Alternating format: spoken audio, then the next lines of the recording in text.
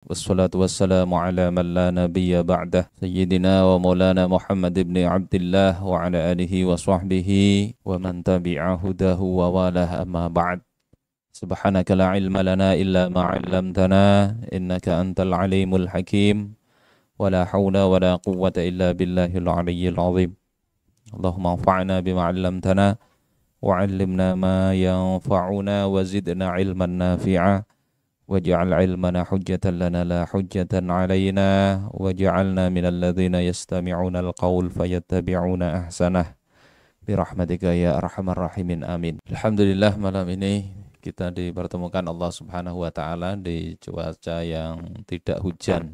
Kalau pekan lalu pas hujan, cuma anehnya suaranya di YouTube masih jelas ya. Lebih jelas di YouTube daripada yang di sini. Insyaallah kita membaca sedikit dari kitab Qiraah Siyasiyah Lisirah Nabawiyah, bicara tentang kehidupan Nabi Sallallahu Alaihi Wasallam, ya, ngambil barokah dari kisah-kisah ya, peri kehidupan baginda Rasulullah Sallallahu Alaihi Wasallam.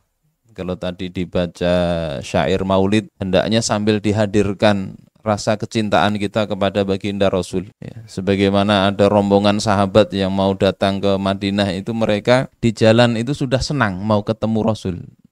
Sambil ada di riwayat Imam Ahmad, mereka mengucapkan yel-yel kalau kata orang sekarang.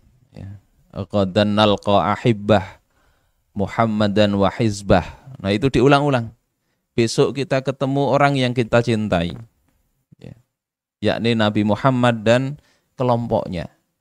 Mereka jalan sambil mengucapkan itu. Artinya apa? Ada rasa kegembiraan mau bertemu dengan baginda Rasulullah Sallallahu Alaihi Wasallam. Mudah-mudahan kita ini juga ada rasa itu ya. Ketika kita membaca sejarah ya, sirah baginda Rasul, muncul itu rasa kita rindu, kita kangen dengan baginda Rasulullah Sallallahu Alaihi Wasallam. Qala al-musannif rahimahullahu taala wa nafa'ana Allahu bihi wa bi 'ulumihi fid dharaini amin. Wa fi ikhtiyari Muhammadin sallallahu alaihi wasallam al-habsyata bidzati, dalam pemilihan baginda Rasulullah sallallahu alaihi wasallam akan negeri Habsyah. Jadi ketika penyiksaan demi penyiksaan itu menimpa sahabat, Rasulullah itu memilih tempat itu tidak sembarang tempat, tapi memilih Habasyah. Litakuna muhajira ashabihi, untuk menjadi tempat hijrah bagi sahabat-sahabat beliau. Dalilun ala anna Rasulullah qaddarasa al-mauqifa jayyidan. Itu menunjukkan bahwasanya Rasulullah sallallahu alaihi wasallam telah mengkaji, mempelajari al-mauqif, ya, posisi-posisi. Kalau bicara sekarang ini istilahnya konstelasi. Ya, tahu konstelasi ini. Posisi-posisi negara-negara itu. Jayyidan secara baik. Jadi beliau itu perhatikan, meskipun ini tentu atas kecerdasan yang Allah berikan kepada beliau dan bimbingan Allah Ta'ala. Tapi kenapa hijrahnya ke Habasyah? Ini tentu lewat kajian beliau. Ya, di samping wahyu ya. Wa arafa ahwala duwalil alami anzaka. Dan beliau mengetahui kondisi-kondisi negeri-negeri di dunia waktu itu. Jadi kata orang sekarang apa? Punya pandangan politik global. Rasul itu tahu kondisi negeri-negeri yang ada. Ya, kemudian maka beliau kaji, tetapkan hijrah ke Habasyah. Wa tabayyana lahu min tirasatil mauqif an ansaba makanin lil hijrati haliyan. Dan beliau ya, jelas pada pandangan beliau dari kajian konstelasi internasional itu bahwasanya ansaba makanin, ya, tempat yang paling sesuai, paling layak lil hijrah, untuk hijrah ya, pada saat itu adalah al-Habasyah, Habsyah. Jadi dikaji, ini penting bagi seorang pemimpin ya, untuk mengkaji bukan sekedar wilayah lokal ya, tapi mestinya secara internasional dikaji. Kenapa di situ? Li'anna fiha malikan la yudlamu indahu ahadun. Karena di negeri itu ada raja yang seorang pun tidak dizolimi di sisi raja itu. Jadi ini penting ya, kepala negara yang tidak menzolimi rakyatnya. Nah, sehingga Meskipun itu belum Islam, maka boleh ya, Rasulullah melihat itu kondisi yang cocok. Bukan muslim itu Raja Najasyi itu, tapi adil ya.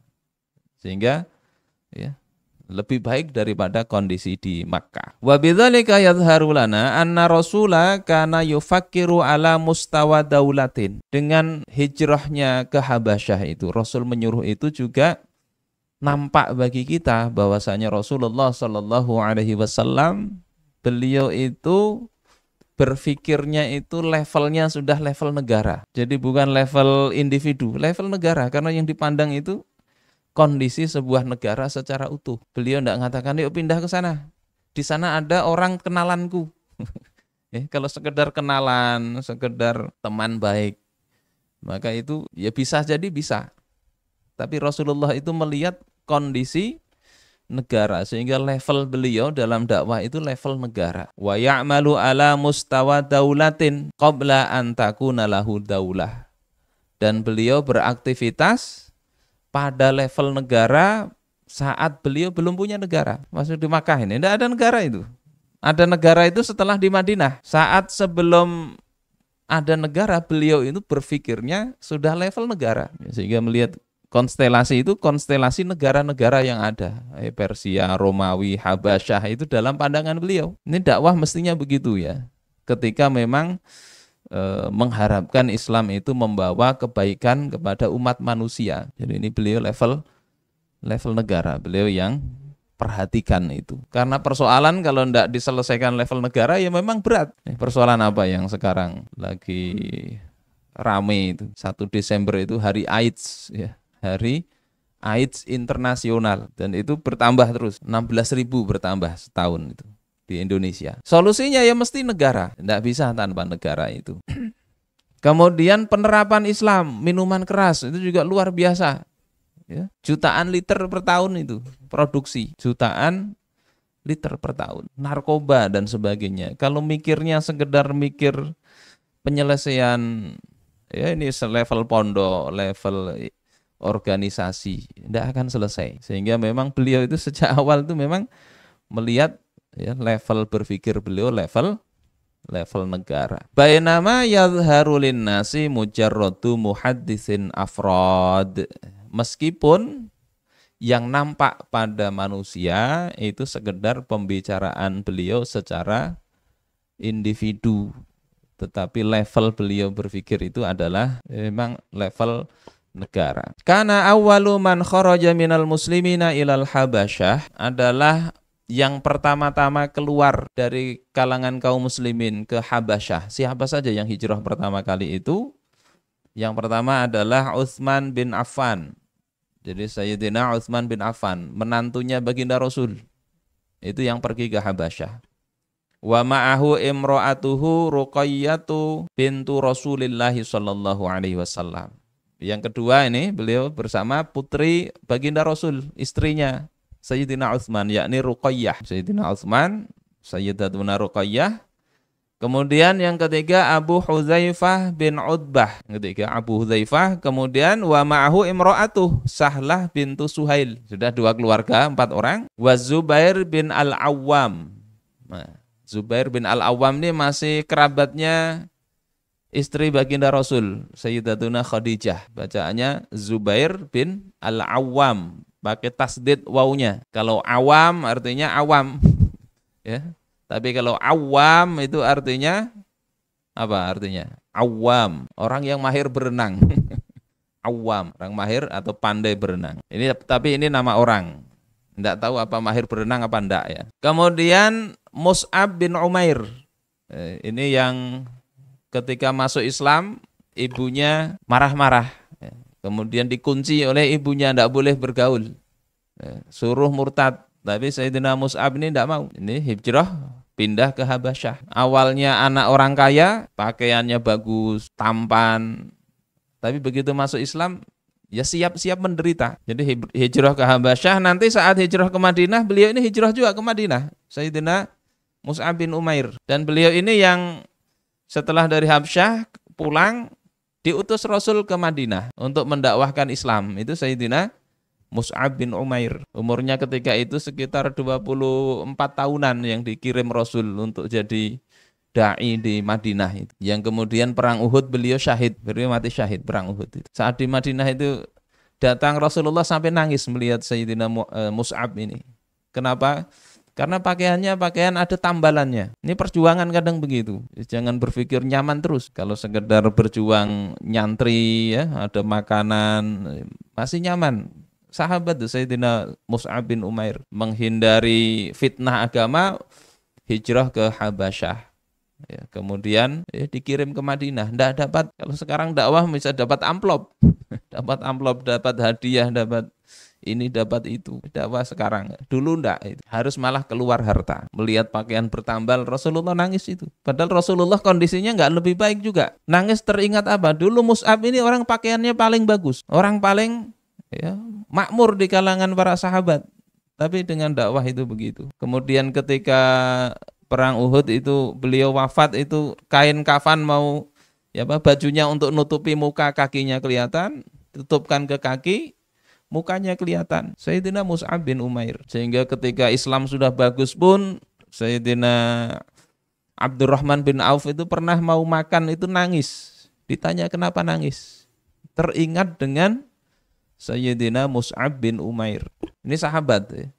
Ibarat berjuang itu meninggal saat perjuangan, tidak sempat menikmati hasil-hasil dakwah. Mudah-mudahan Allah Subhanahu wa taala pertemukan kita kelak ya di akhirat. Ketemu Sayyidina Mus'ab bin Umair, ketemu sahabat-sahabat itu ya. Kemudian siapa lagi yang hijrah pertama ke Habasyah itu adalah Abdurrahman bin Auf. Beliau pindah juga ke Habasyah. Abdurrahman bin Auf ini sudah terkenal lah. Terkenal sugih. Terkenal sugih. Kemudian ada Abu Salamah bin Abdul Asad wa mra'atuhu Ummu Salamah bintu Abi Umayyah. Ini satu keluarga juga. Kemudian Utsman bin Maz'un. Utsman bin Maz'un. Ini sahabat yang awal masuk Islam juga. Kemudian Amir bin Rabi'ah bersama istrinya yakni Laila bintu Abi Hasmah. Pakai sa harusnya ya. Di kitabnya itu pakai shin. Kita cek di Sirah Ibnu Hisham. Pakai sa, Hasmah bukan Hashmah. Kemudian wa Abu Sabrah ibnu Abi Ruham. Kemudian Suhail bin Bayda. Nah itu orang-orang yang hijrah pertama kali di Habasyah. Nah PR bagi kita sebetulnya bagus juga kita pelajari. Ini siapa-siapa yang orang-orang itu ada biografinya. Ya, orang-orang yang disebut itu. Yang tadi saya banyak cerita Sayyidina Mus'ab bin Umair. Yang lain-lain itu ada riwayatnya, ada jalan kehidupannya yang jadi contoh bagi kita semua. Ini orang-orang yang keluar pertama kali ke Habasyah, walakin lam yastaqir bihim al-maqam tawilan fil Habasyah hatta waradathum amba'u tufidu anna ahla Makkah qad aslamu. Mereka tidak lama di Habasyah sampai kemudian ada berita bahwasanya penduduk Mekah itu sudah masuk Islam. Ada kisah-kisah itu waktu itu. Ini orang-orang di Mekah sudah masuk Islam. Wa andawu tahta qiyadati Muhammad, dan mereka bergabung di bawah kepemimpinan Sayyidina Muhammad sallallahu alaihi wasallam. Sayangnya dulu belum ada ini WhatsApp. Kalau sekarang kan bisa dicek ini hoax atau enggak. Akhirnya mereka kembali ke Makkah ya. Mimma ja'alaha ulahil muhajirina yasra'una ilal audah li Makkah liyakunu aunan li Rasulillahi sallallahu alaihi wasallam fil marhalatil muqbilah. Hingga kemudian dapat berita itu mereka segera kembali ke Mekah. Untuk apa? Bukan untuk wah ini sudah nyaman, bukan. Liyakunu aunan, agar mereka itu menjadi penolong bagi Rasulullah Shallallahu Alaihi Wasallam. Setelah dapat kemenangan ini bukan selesai, tapi perlu lebih banyak lagi orang untuk melangsungkan, mengembangkan dakwah Islam itu. Ya. Ternyata apa? Ternyata informasinya keliru, sehingga akhirnya nanti ada hijrah ke Habasyah tahap kedua. Ya. Bulik lagi ke Habasyah, lebih banyak lagi orangnya.